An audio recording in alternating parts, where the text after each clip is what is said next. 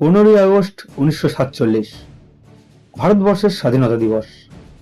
200 বছরের ইংরেজ শাসনের বর্বরতা থেকে মুক্তি পেয়ে সকল ভারতবাসীর উৎসবে মেতে ওঠার একদিন। কিন্তু স্বাধীনতা তো আর এমনি এমনি আসেনি। অসংখ্য দেশপ্রেমিকের রক্ত, অগণিত বিপ্লবীর প্রাণ এবং সমস্ত দেশবাসীর অফুরন্ত বলিদান ও অসামান্য বীরত্বের ফল হলো স্বাধীনতা। আর আজ আমি সেই সকল বীর বিপ্লবীকে সম্মান ও প্রণাম জানিয়ে বলতে চলেছি এমনই একজন বাঙালি বীর বিপ্লবীর কথা, যিনি এক মুহূর্তের জন্য হলেও নাড়িয়ে দিয়েছিলেন তৎকালীন ব্রিটিশ সরকারের সিংহাসন, স্তব্ধ করে দিয়েছিলেন সকল অত্যাচারী শাসকের হৃদস্পন্দন।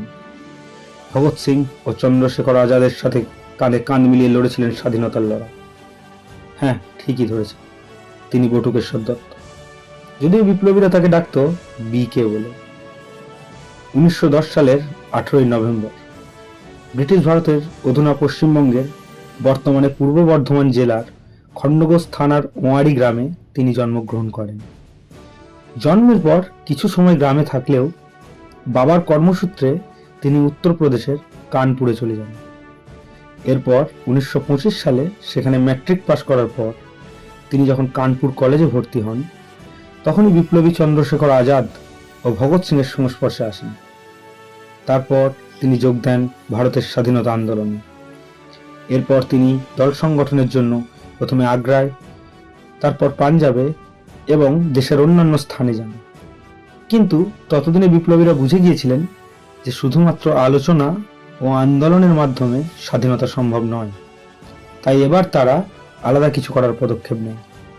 তাদের একমাত্র উদ্দেশ্য ছিল তৎকালীন সরকারের কানে সরাসরিভাবে স্বাধীনতার ধ্বনি পৌঁছে দেওয়া। তাই পরিকল্পনা মতোই 1929 সালের 18ই এপ্রিল নয়াদিল্লির কেন্দ্রীয় সংসদ ভবনে দুটি বোমা বিস্ফোরণ করেন এবং পরিকল্পনা মতোই বোমা দুটি ফেলেন ফাঁকা জায়গায়, যাতে কারো কোনো ক্ষতি না হয়। এরপর তারা স্বাধীনতার স্লোগান দেয় এবং শান্তভাবে হাসি মুখে গ্রেপ্তার বরণ করেন। গ্রেপ্তারের পর বিস্ফোরক আইন ভঙ্গ ও হত্যা প্রচেষ্টার দায়ে তাদের বিরুদ্ধে মামলা করে ব্রিটিশ সরকার।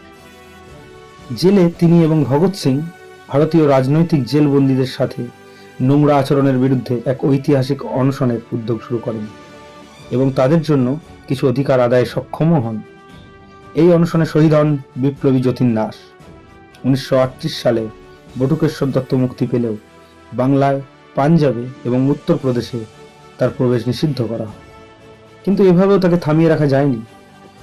তাই 1942 সালে আবারও তাকে গ্রেফতার করে 3 বছরের জন্য বন্দী করে রাখা হয়। কিন্তু আপনারা হয়তো জানলে অবাক হবেন যে এই